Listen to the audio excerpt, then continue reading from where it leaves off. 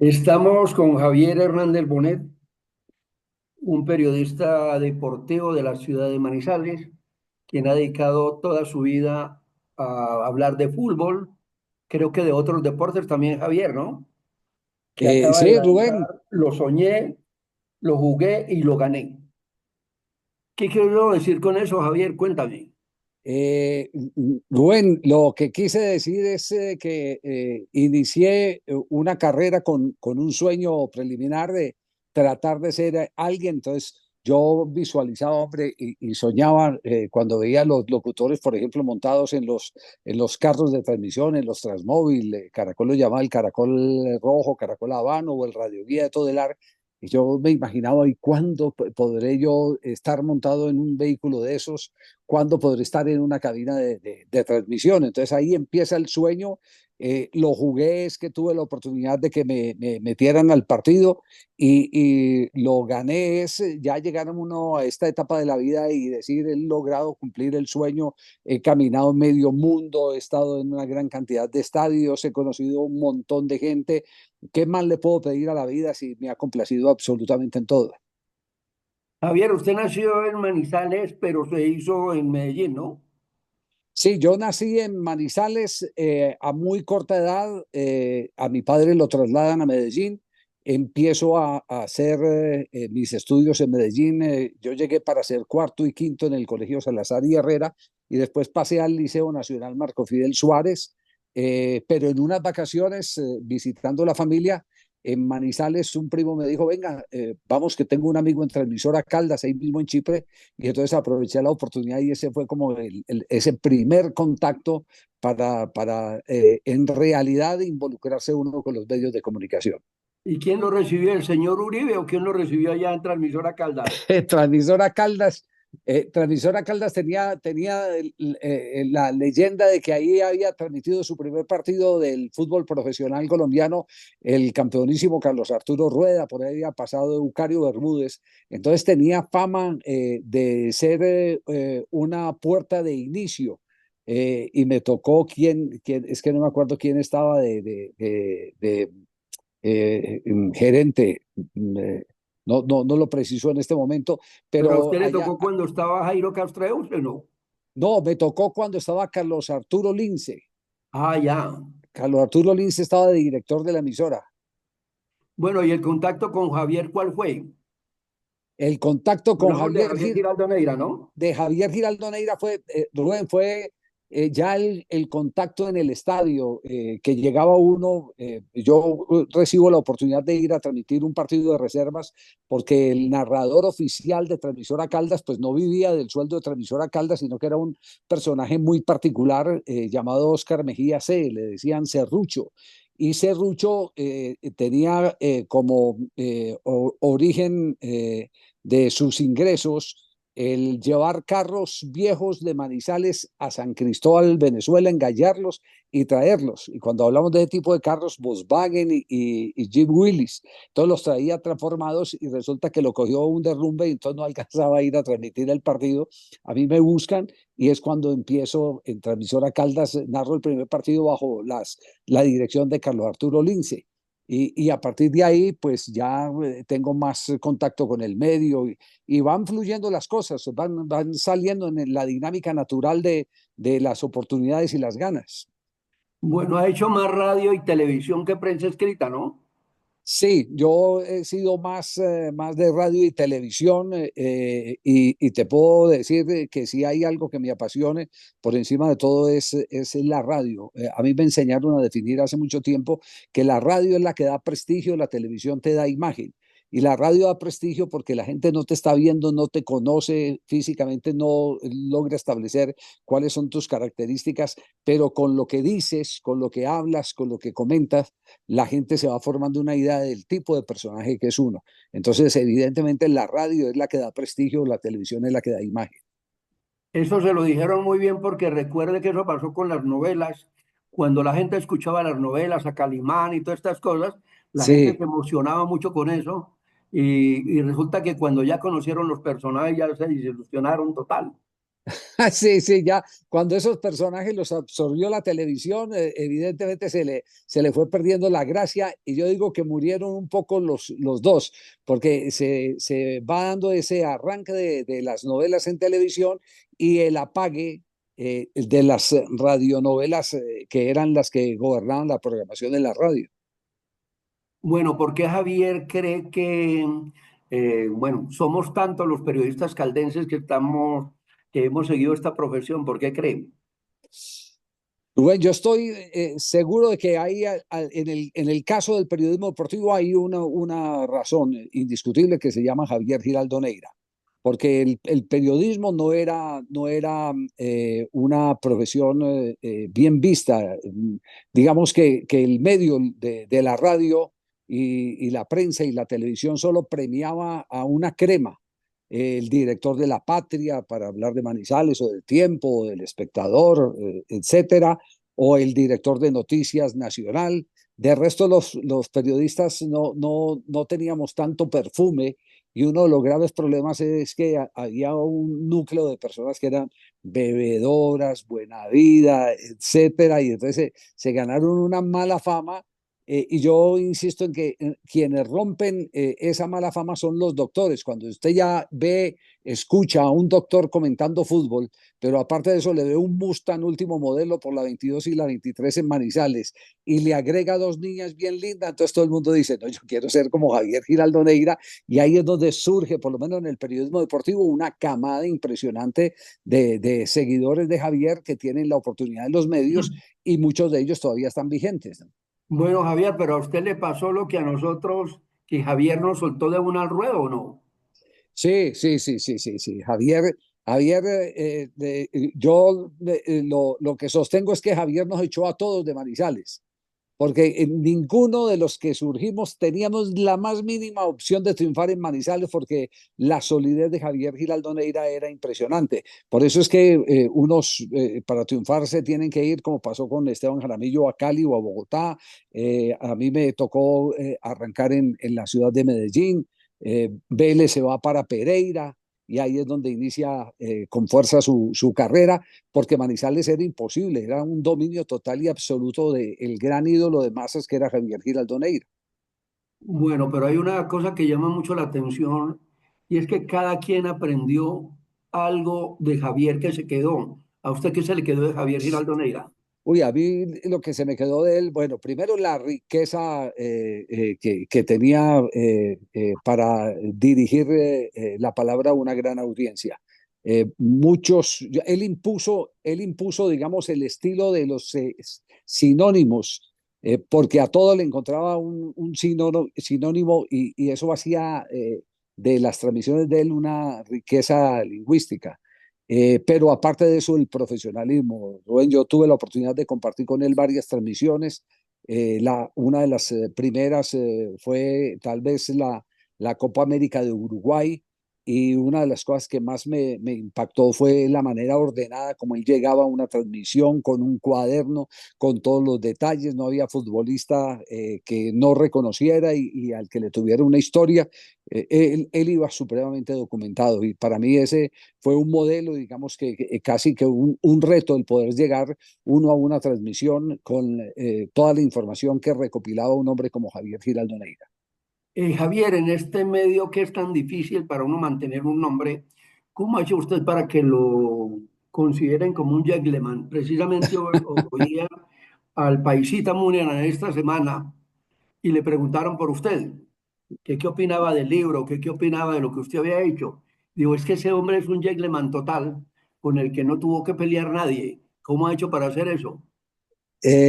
Yo creo que la culpa la tiene Jorge Eliezer Campuzano, porque cuando Javier me manda, me recomienda para ir a trabajar a Medellín, Jorge Eliezer Campuzano era el dueño de la sintonía y entonces empecé a trabajar bajo la tutela de él con todas las equivocaciones del caso, pero Campuzano podría aprovechar para suavizarlo a uno cuando cometía errores que tenían que ver con el idioma, con la construcción de las frases, pero en lo que no conciliaba, él y era inflexible, era que uno utilizara el medio para tratar mal a una persona. Entonces, me aconteció en un partido de fútbol que yo le dije a un futbolista que tenía cintura de nevera y Campuzano me llevó inmediatamente a la oficina, me sentó y me dijo, mire, usted está empezando, solo le quiero decir una cosa, esta carrera es muy larga y tan rápido como se sube, también tan rápido se puede bajar.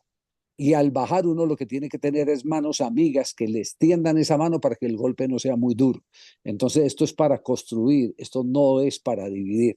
Y a partir de ahí entendí que había que seguir un estilo que es propiamente, Rubén, si lo pones como espejo, es el estilo de Hernán Peláez. Yo no digo que yo soy Hernán Peláez, porque Hernán Peláez no hay sino uno, pero Hernán Peláez fue un hombre de pocos conflictos, un hombre que generaba admiración por su manera correcta de conducir sus programas y de referirse a los deportistas y a los directivos. Bueno, Javier, usted mismo sabe que en esto de los medios se conoce mucho y precisamente cuando usted vino a Bogotá y que después entró a Caracol con toda la fuerza, mucha gente no creía que usted iba a llegar muy alto por lo que era de provincia y que no tenía de pronto tanto ese bagaje que tenían los capitalinos. ¿Usted cómo llega a Bogotá? Yo llego porque empiezan los canales regionales, Rubén, y entonces el periódico del colombiano inmediatamente arranca, lo que hace es montar un noticiero fines de semana. Yo hago parte de la nómina de ese noticiero, me designan como el presentador de deportes, entonces empiezo ya a tener una corta experiencia en televisión. Y de la mano de eso, pues llega una oportunidad con el noticiero Krypton ya para salir en la televisión nacional y empiezo a figurar. Entonces hay un movimiento en 24 horas, se va la niña Mencha y se va César Augusto Londoño, dejan el noticiero, viene Adriana Arango, que era mi compañera en el colombiano, y de paso me invitan a que yo la acompañe para que esté en la sección deportiva. Entonces yo llego a Bogotá, pero evidentemente llego como un calentano, no se me olvida porque en estos días estaba recordando, con vestidos claros, corbatas tipo chinche, de tipo don chinche, y entonces empiezan en el mismo noticiero a buscarme una transformación. No se me olvida que Mauricio Gómez tenía un cajón en el escritorio del lleno de corbatas y a las 5 de la tarde empezaba el proceso, qué corbata me salía con el vestido que llevaba y ya empecé a transformar mi manera de vestir, pero también a entender cuál es la cultura del capitalino y cambiar muchas de mis costumbres, de mis hábitos para poderme adaptar a un medio que, le digo, fue muy difícil porque hubo momentos en que quise dar el paso atrás de volverme a Medellín. Cuando habla de la gente que le ayudó para llegar hasta donde está en este momento, yo creo que le había faltado hablar de Mauricio. A ese hombre se le debe muchas cosas, ¿no? Mauricio Gómez fue fenomenal, pero sabe que a la par de Mauricio yo tuve una oportunidad maravillosa que seguramente no tuvo mucha gente de compartir en algunos ratos con el doctor Álvaro Gómez Hurtado. Conversé con el doctor Álvaro Gómez Hurtado en muchas oportunidades y dentro de las tantas charlas que teníamos que no era de política, porque yo creo que él hablaba con el comentarista y el presentador deportivo era como para desahogarse del día a día de su actividad política y nos sentábamos a conversar del comportamiento humano de los deportistas colombianos. Era un hombre muy interesado en que a través del deporte se podría construir un buen comportamiento hacia el futuro de los seres humanos por la disciplina que implica, no solo en lo físico, sino en lo mental, el estar en una disciplina deportiva. Entonces era muy interesante conversar con el doctor Gómez Hurtado. Y era un buen hincha de Santa Fe, ¿no? Es que ese noticiero era prácticamente una trinchera de Independiente Santa Fe. Ahí se acomodaban todos, se acomodaba Sergio Arboleda, que era el gerente, hincha a muerte de Santa Fe, el doctor Álvaro Gómez Hurtado y como 5 o 6 más que eran acérrimos seguidores del equipo cardenal. Pues yo le comparto una cosa, Javier, cuando a Colombia le dieron el mundial, que el doctor Belisario Betancur dijo que no, el doctor Gómez Hurtado se sentó a hacer el editorial y me Ah, mandó a sí. llamar. Yo trabajaba en el Siglo y me mandó a llamar para que le contara cosas de fútbol, y cómo estaba la situación y qué pensaba la gente del Mundial. Y fue una cosa bien curiosa. Mi secretaria en ese momento fue él, No. porque él escribía más rápido que yo. Entonces comenzamos a hablar de cosas y el hombre comenzó a armar la cuestión y dijo, donde se firmaran los editoriales debería llevar su nombre. Y dije, Dios me guarde de eso. Y hasta ahí se quedó. Y después yo lloré mucho cuando Colombia no tuvo el mundial a raíz de eso. Sí. Javier, eh, ¿qué otra persona tiene usted dentro de su corazón que lo tenga en este momento? Pues para mí Campuzano es un ser maravilloso, pero tengo otra persona que no es muy conocida en los medios, por lo menos en los nacionales, el profe Rodrigo Fonnegra. ¿Quién es Rodrigo Fonnegra? Porque todavía vive, está como con 90 y pico de años. Rodrigo Fonnegra fue el primer técnico de fútbol que se graduó en Argentina. Se graduó como técnico AFA de la Asociación del Fútbol Argentino. Fue técnico del Medellín y fue técnico del Deportes Quindío. Él tenía una oficina en el Parque de Belén en Medellín con sus instalaciones de producción de zapatos para jugar al fútbol y de ropa deportiva. Manufactura Win, que ya desapareció.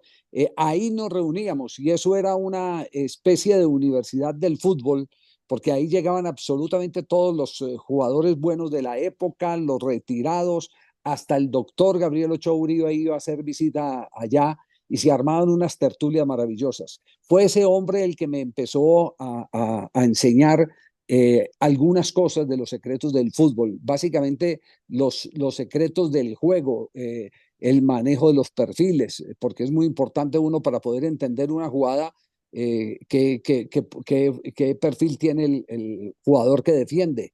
Y después eso lo complementé con un técnico argentino que vino, Osvaldo Juan Subeldía, que ese sí ya me enseñó lo macro, lo táctico. Fueron dos personas muy, muy importantes para alguien que necesitaba llenarse de conocimiento para poder hablar a un medio masivo como el que yo representaba en ese momento, que era la voz del Río Grande de Todelar Medellín. ¿Qué dejó de profesión para volverse periodista? Yo quise ser abogado. Tal vez es mi gran frustración. Me hubiera gustado el tema de las leyes, todo lo que tiene que ver con leyes. Me ocupo mucho de eso. Tengo mucho amigo abogado y entonces también participo en las discusiones, en las maneras de ver las cosas. Y en el fondo, pues, la verdad, digo, tocar guitarra, hablar un inglés fluido y ser abogado fueron las cosas que quedé debiendo en mi paso por la vida. Pero fue papá muy joven, ¿no? A los 10, uno se cedulaba, Rubén, en aquella época a los 21 años. Ajá. Yo registré a Juan Pablo en la notaría quinta en la ciudad de Medellín cuando tenía apenas 19, 20 años cumplidos, estaba por cumplir los 20 años cuando nació mi hijo Juan Pablo, que es mi primogénito. Sí, muy joven, pero eso era como común en esa época, uno casarse joven. Bueno, y Juan Pablo podía haber sido un buen jugador de fútbol, dice usted mismo, ¿no? Sí, sí, Juan Pablo tenía todas las condiciones, él hizo parte de una camada de jugadores que después triunfaron, pero las circunstancias, Rubén, yo le confieso, era muy atractivo venirse uno para Bogotá si le ofrecían un buen contrato y si era un contrato en un noticiero como el de 24 horas, pues mucho mejor. Pero para mí, una de las cosas que me empujó, porque yo vivía muy rico en Medellín, con una calidad de vida enorme. Una de las cosas que me empujó fue cuando empezó la inseguridad de Medellín. Y Juan Pablo estaba muy bien proyectado para llegar lejos en materia de fútbol y me lo tuve que traer a Bogotá por el temor que perdiera mis hijos en un momento asiago de la capital de la montaña, donde desde las discotecas se robaban las niñas y a los pelados siempre los involucraban en cosas difíciles y complicadas. Entonces también lo hice cuando vino esa oferta, no por lo profesional, sino también por lo personal, porque sabía que tenía que hacer algo para salvar el futuro de mis hijos y hoy no me arrepiento de haber tomado esa decisión. Así Juan Pablo haya quedado frustrado. ¿Qué hizo para poderse blindar así como lo logró de ese momento tan difícil del fútbol en Colombia? Porque muchos de los colegas cayeron en la situación del narcotráfico y de lo que había, de las relaciones que había. ¿Cómo se blindó usted manejando equipos como Nacional y equipos a nivel que tenían mucha fuerza? Esa fue una etapa muy difícil. Yo creo que la única manera de blindarse de una situación como esa era tratando simplemente de hacer lo que profesionalmente podría hacer al aire, que era dedicarse solo a comentar de fútbol, porque era riesgoso. Poner en tela de juicio el origen del capital de un dirigente de aquella época era casi que una sentencia de muerte. Entonces, de cierta manera, Rubén tenía que tener esa asertividad de saber cuándo decir las cosas, en qué momento decirlas, para no verse involucrado en un lío. Eso no quiere decir que no haya sufrido momentos complicados. Una vez, en una transmisión, yo dije, eso no fue penalti, y cuando menos pensé, me tiraron una piedra porque las cabinas daban hacia la cancha, pero la entrada a las cabinas era por el lado de las tribunas. Un apostador me tiró una piedra, por fortuna pegó en el borde de la silla, que era una silla plástica, y entonces eso redujo el impacto, y cuando ya me llega al cuerpo venía sin la fuerza con que la habían lanzado. Me tocó ver a Uweimar Muñoz, por ejemplo, salir de un restaurante donde hacía un programa de fútbol, salir por otra puerta porque entraron quienes venían a apretarlo, que ese era el término que se utilizaba, también por una teoría sobre una jugada en particular del partido. Entonces, era muy complejo. Uno se dedicaba más a hablar del juego que a hablar de cómo se habían construido esas sociedades que llevaron a que en los años 80 el fútbol fuera secuestrado, porque ese es el término, por los capitales del narcotráfico. ¿Qué fue lo que soñó Javier? Yo soñé con, a ver, normalmente nosotros, Rubén, los periodistas deportivos somos deportistas frustrados. El sueño real, el auténtico, es el que yo quería ser un buen futbolista, o después quería ser un buen ciclista, y ninguna de las dos cosas las pude obtener. El ciclismo, porque éramos 5 hermanos de una familia modesta, había una sola bicicleta para los 5, entonces no había continuidad para uno dedicarse a entrenar. Y en materia de fútbol, porque en mi casa no había con qué costear pasajes desde donde yo vivía hacia la unidad deportiva Atanasio Girardot, donde estaban la mayoría de las canchas en las que se practicaba el fútbol en equipos de alguna liga. Yo jugué en un equipo que se llamaba Independiente, de una liga que era la Liga de Joyería Brasilia. Joyería Brasilia era propiedad del papá de Alejandro Brand, el Ajá. jugador de Millonarios. Yo jugué en esa liga, pero en mi casa no había manera de costearme el que me dieran pasaje de ida y de vuelta, porque éramos 5 hermanos y un padre que tenía que moler muy duro, visitando de pueblo en pueblo a dentistas de la época, los famosos Tegua, para venderle el alambrito, para sostener el puente dental, para vender el diente postizo, para vender la amalgama, etcétera. Todo con lo que en ese momento se hacía el tratamiento ya hoy odontológico más especializado. Javier, ¿a quién le aprendió? ¿A su mamá o a su papá para ser la persona que era humilde en ese entonces y aguantarse a ese mismo ritmo para ser el mismo ahora cuando lo conoce todo el mundo, cuando todo el mundo hablar de Javier Hernández, es Javier Hernández y hasta luego? ¿Cómo hace uno para sostenerse ahí sin irse por allá con las mariposas ni con cosas de... Que no lo desborde a uno el personaje. Siempre es difícil, uno en algún momento pues tiene algún desliz, y el personaje lo puede desbordar, pero en la esencia yo creo que viene de mi mamá y de la familia de mi mamá. Mi mamá nació en Manizales, pero mis abuelos eran de San Antonio de Prado, ahí cerca de la ciudad de Medellín. En la época en que mi abuelo se va a vivir a Manizales, se va solo porque no tenía trabajo en Medellín, ni en el departamento de Antioquia. No había carreteras. Él arranca a lomo de mula y llega a Manizales, y en Manizales empieza a trabajar con ganado.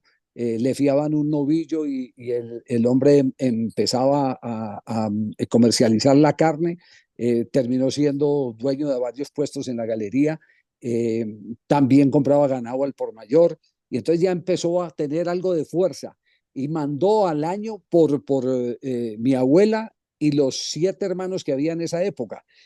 Los trasladaron al lomo de mula en cajones y cuando llegaron 6 días después de haber salido de San Antonio de Prado, mi abuela le decía a mi abuelo que no había conocido gente tan humilde, tan caritativa como los campesinos, porque en ese recorrido donde los cogía la noche siempre le pedían posada a un campesino, al campesino que se encontraban y decían, bien pueda, les ocupaban una habitación, le daban leche para los niños, mataban la única gallinita que había. Entonces mi abuelo estableció ya en Manizales una política que se tenía que cumplir exigentemente en su casa, y es que en mi casa no se le da sobrados a ningún ser humano. Los sobrados son para alimentar animales. Así que usted llegaba a la casa de mi abuela en el barrio San Antonio y había una olla con sancocho, una olla con frijoles y una olla con sopa de arroz con albóndigas. Y a las 7 de la noche era una fila de 10, 20, 30 personas y cada una llevaba su plato y comía. Era un comedor comunitario, pero siempre con la filosofía de pagar lo que la vida le había dado a través de la generosidad de los campesinos. Javier, ¿qué jugó? Dice, lo jugué, ¿qué jugó? ¿Qué jugué? Jugué la más difícil apuesta. Yo no conozco un medio más competido que este. Y, y uno ver qué pasa en los años y se han quedado una gran cantidad de talentosos. Yo tengo amigos con los que todavía me triunfan en otras profesiones, pero que empezaron conmigo. Por ejemplo, tengo un amigo que se llama Humberto de Navides, que fue gerente de SAM, la aerolínea, pero también fue gerente del Deportivo Cali, gerente de Atlético Nacional. Él comentaba de maravilla, era un hombre muy, muy, muy capaz, pero al mismo tiempo estudiaba Derecho en la Universidad Pontificia Bolivariana. Y Humberto no tuvo la pasión que tuvimos muchos de los que finalmente llegamos, que cuando nos caíamos nos sacudíamos, volvíamos y nos levantábamos y emprendíamos un nuevo esfuerzo. Él tenía su vida visualizada por otro lado y esto era simplemente un hobby para él. No Bueno, quiero ahora decir que no, sí, Con Javier Giraldo no, con Javier Hernández, es algo interesante. Se nos está acabando el tiempo. Eh, Javier, fue lo que ganó. Y ahora sí corto, porque yo creo que vamos a necesitar hablar mucho tiempo y tener tertulias buenas como esta, porque me seguro. gustaría mucho conocerlo más como persona, ¿sí? Porque esas cosas que estamos contando de nuestros antepasados, pues fue lo que se vivió en mi casa. Entonces me Qué siento bueno. muy en eso. Entonces, ¿qué fue lo que ganó al final? Pues gané cosas como encontrarme hoy contigo, Rubén, y contar estas historias que difícilmente uno las cuenta porque para contarlas tiene que ser con alguien que entienda perfectamente el momento histórico en que se producen. Y estamos en la edad de entendernos, de comprendernos el uno al otro. Bueno, no le voy a preguntar cuándo se va a retirar, porque creo que nosotros no nos retiramos jamás. Sí. Eh, pero ¿qué piensa seguir escribiendo o piensa en un momento decirle no a la televisión más? Pienso en no decirle a la televisión, quedarme un ratico más en radio y no tengo a la vista ningún proyecto literario como para decir voy a escribir un nuevo libro, ¿no? A lo mejor me pica en cualquier momento y puede que el cerebro me produzca algo que me permita vaciar todo lo que tengo en la cabeza a los libros, a las páginas. Qué pena que no tenemos tiempo para hablar de más, o si no le preguntaba sobre ese oxígeno que le dio el amor últimamente, ¿no? Ah, todo eso es maravilloso. Eso es maravilloso. Tengo una preciosa de 17 años, Sofía, que ha sido el motor. Yo amo a mis hijos, a Juan Pablo, a Alejandro, a mis nietos, pero Sofía ha sido un motor impresionante en los últimos años cuando más necesitaba. Y la esposa también bien joven, ¿no? Carolina, sí, sí, sí. Carolina, deportista, es aficionada al ciclismo, sale 3 veces en la semana no rebaja de 100 kilómetros por salida. Así que, y el suegro también, que tiene 84 años, recientemente hicieron la subida a Letras en el mes de junio. Él con 84 años y mi mujer con 53 emprendieron desde Mariquita hacia el Alto de Letras. Bueno, ¿de qué se arrepiente Javier? Yo me arrepiento, lo mismo que decía Rubén, me arrepiento de no haber estudiado otras cosas que me hubieran permitido mejorar como ser humano, sobre todo algo que tuviera que ver con lo humanístico, porque creo que ahí es donde está la solución hoy en día de todos los problemas de esta humanidad. ¿Y quién es Javier en este momento? Un hombre feliz, soy un papá feliz, un abuelo feliz, un esposo feliz. Javier, un abrazo grande. Es un orgullo para el periodismo colombiano. Quería preguntarle sobre el periodismo deportivo, pero no tuvimos tiempo. Otro día será. Y bueno, y esperamos que ese libro se vaya a leer mucho. Ha llamado mucho la atención y mucha suerte. Y con el gol Caracol adelante, ¿no? Un abrazo, Rubén, muchas gracias por este rato tan agradable. Espero que esta tertulia la tengamos en cualquier otro momento. Bueno, un abrazo y buena tarde. Chao, Estuvimos con Jonathan. Javier Hernández Bonet, el hombre que lo logró, que lo soñó y lo jugó.